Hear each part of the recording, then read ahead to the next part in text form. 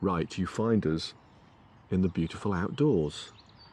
And for once, it's actually Not raining. sunny. Oh, sorry, yes, it's sunny. And you can hear in the distance, well, I can. Like in a woodpecker. Woodpecker, it's lovely. So today's video is really about welfare, health and well-being, and how we maintain our health, well-being and fitness as we're getting into later life, which is an awful term and I don't like it. No. We're in our early 60s.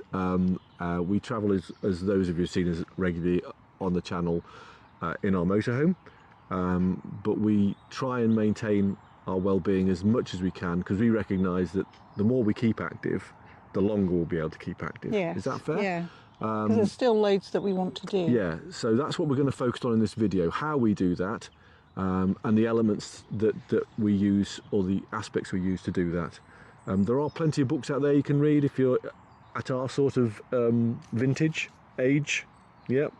Mature. A couple of ones that I've looked at is one called Sod 60, A Guide to Living Well by Claire Parker. That's a good title. It is. And then there's the 60-something crisis, how to live an extraordinary life in retirement. Do we live an extraordinary life in retirement? I don't know. I don't know. So come along, and hopefully you'll enjoy the video, and we'll show you how we maintain our physical well-being. The other elements, which is the mental well-being, we're probably going to touch on in another video, but this one's really focusing on our physical well-being.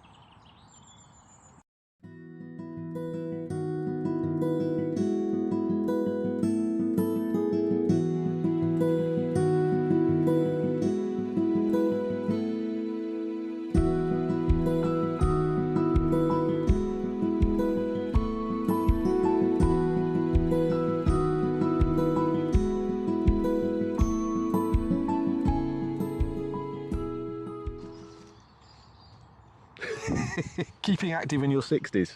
Yep. Yep. There is some real useful guidance out on the internet, and all the guidance kind of generally bases itself around you need to keep active in your 60s, and they say you need to get active to maintain your independence, yep, bone density, yep, particularly in ladies, yes, because of osteoporosis, and muscle mass. And if you're like us, or certainly like me, I can't speak for Kerry, when I look in the mirror now, my muscle mass isn't quite what it used to be. Is that fair? I would say parts of your body, the muscle mass. Gravity has taken over. Yeah, but gravity takes hold of us all. I know, but it doesn't have to, does it? I think that's my point. Think we could slow it down. Well, we do try to. So the recommendation is for those of us who are getting a little bit longer in the tooth, is to aim for about 115 minutes per week of maximum exercise, aerobic exercise weekly. I was going to say, what is maximum? Yeah, sorry, moderate. Not moderate. Yeah, so did I say maximum? Yes, that's why I said, what is maximum? No, moderate aerobic activity each week, and the examples of that are brisk walking, yeah, and swimming. So it's nothing in the extreme. No, but if you feel like doing the extreme, you can, but this is a recommendation. Yeah. And also, plus strength training at least twice a week you should be doing. And I think that's something that we have come to appreciate we need to do more of.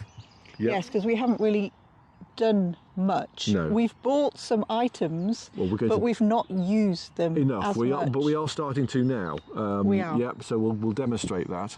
And the guidance also recognises there are 4 key components to the fitness well-being as you get older. The one that we've already talked about is, well, we haven't really, but there's 4. Cardiovascular health, yep, and that's the 150 minutes per week of brisk walking or swimming to boost heart, lung and brain health, okay? And we're going to demonstrate how we achieve that. The second one is strength training. What's that smile for? It's the demonstrations I'm not. Yes, well, let me be quite clear. We may well demonstrate it, but we're not wearing lycra. That's what are we to demonstrate? We thought that might be a little bit too much for you, so we're not wearing lycra.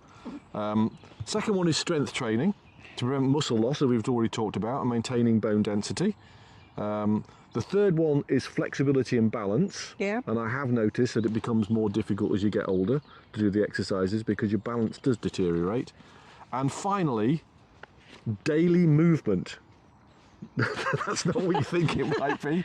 You need to reduce long. Please explain. You need to reduce long periods of sitting. Yes. Yeah. So, for us travelling in a van, that's pretty important because you can find there are days when you do sit down for quite long periods of time when you're travelling. Does that mean when you're driving, you mean? Well, no, it or means every day rather than being sedentary. when it's raining. I don't understand what you mean. If it's raining outside, you're not going outside, so that puts you off, so you sit down more Well, true. inside. Yeah, that's true. But you can get out in the rain. We do. You just wear waterproofs. But it's basically saying don't live a sedentary lifestyle. So they're the 4 elements, and we're going to touch on each of those by demonstrating. Come with us and enjoy as 2 60-year-olds demonstrate how they keep fit. Are you ready? Stop, stop, stop. Go. This is the experienced long-distance walker. It's scary. It's not very good acting, and she is acting. So stop. I'm not, stop. I'm doing it properly. Oh, sorry. Yes, she is. Cardiovascular exercise. We do a lot of walking, don't we? We do. We have a secret weapon, which is over there. Yeah, we have to take her out, and she's a working cocker. She needs loads of exercise, so we do have to take her on long walks. But we also like to do a challenge, don't we? No, I was going to say, but we don't always use our sticks. No, but I thought it was important to show the sticks because they are really Yes. good to use because they keep your upper body Yeah, yeah. toned or moving. yes, they do. Yes, they do. And they do help you up and down the hills a lot. I have been Yes. prevented from falling Yes, over I know, but because we of don't my need to poles. focus entirely on the poles, do No, we? but they're really Yes. useful. Let's get back to the subject, which is cardiovascular health. 150 minutes a week. Yep, we do far more than that. But we're also motivated by doing challenges. We didn't do one last year because we worked too much. We're hanging up our working boots next week. And we have set ourselves a challenge this year, haven't we? Yes, sir. Can you remember what it is? We're doing the Cotswold Ultra. That's right. It's 60 miles Yep.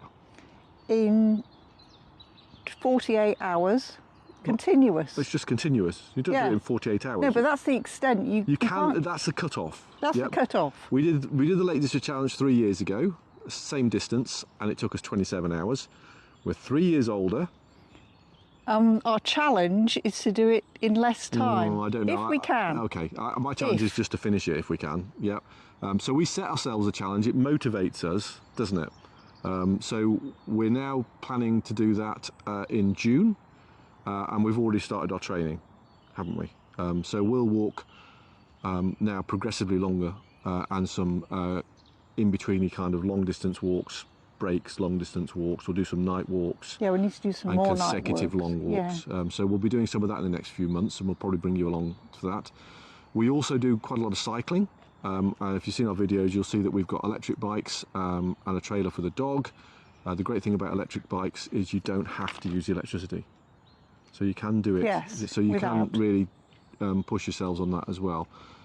So yeah, cardiovascular exercise is extremely important. Getting the heart pumping, and we do that on a regular basis. So the second element is strength training. We already talked about saggy bodies, and particularly saggy areas of me, which I feel a bit upset about, but anyway. But they're covered up. Yes, they are at the moment, yes. Not when we normally exercise, but we don't need to go into that. No. So we, obviously, when we're travelling in the van, can only carry a limited amount of stuff. So what we generally carry is a couple of exercise mats, which are brilliant. Some dumbbells, sorry, kettlebells. We bought these from Decathlon as... We were passing by. Yep. Kerry uses 4 kilogram.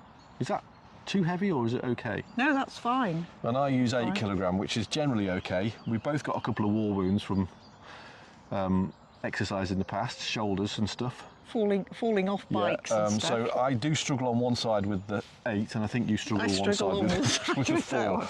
But they because they're quite compact, they're easy to carry in the van. So we do all sorts of things. Do we want to demonstrate what we do? Good. Okay. What are we going to do? I don't know. Let's What do a squat and then a pull into the stomach. So wait a minute, let me just move that because I'll knock it over. hope you're enjoying this at home. So yes, so exercises like this, which it's mostly core based, isn't it? Yeah. Yeah, which is what we do. We also do, what else do we do? Up here. Oh yeah, the dreaded squats. And we do stretches as well, so stuff like taking it down to one side, which is a kind of yoga based thing, isn't it? But there's a lady we use on YouTube. Can you remember her name? No. Neither can I, but it's fitness for beginners and older people, isn't it? It's senior. Beginners and seniors. Yeah. Yeah, she's really good. She's American, but there's some great sources on YouTube you can use. And the third thing we use for strength is resistance bands. Not really going to demonstrate these at the moment. Oh, Kerry is. she's away. Unfortunately, when we first bought these, I bought this one, which I could hardly move because it's so thick. Because you wanted to So show me that you were be able to do stronger what than you've me. just done. No, because it won't go up that far. Oh, it will. Look. Wow! Right, don't injure yourself. Take it down. So we have bought some others. But these are brilliant as well because they're light. You can take them anywhere, and they're great for exercise. So Kerry's into it, aren't you? You're into I like these stretch because bands. they're boingy. Yeah. So they're what we use for strength exercise. You could also just do press-ups and sit-ups and all sorts of things. You don't need a lot of stuff, but this is what we use. Sorry, I'm just going to throw the ball for the dog. And there's a train. So, yeah, that's the second element, strength exercises.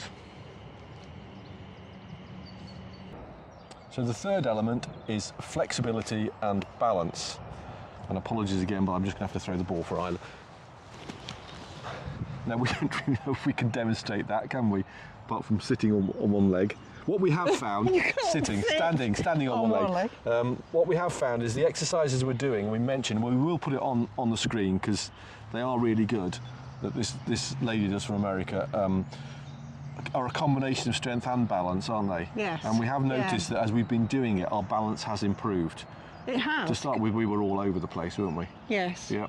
So it has improved. It's also about coordination. And I think it's very good for your mind to be able to do all that kind of stuff. And as you get older, you kind of start losing those skills. So the more you practice, the better you can be.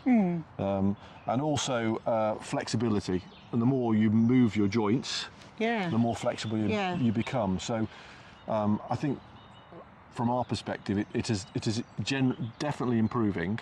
And if we keep at it, hopefully, we'll be able to be flexible. But one thing what we have done, which I think has been quite good, is that we started off only doing the weights gently once a week, and then you just build up slowly because you don't want to do too much at the beginning, and then you get so many aches and pains you think, oh, I'm not doing this anymore.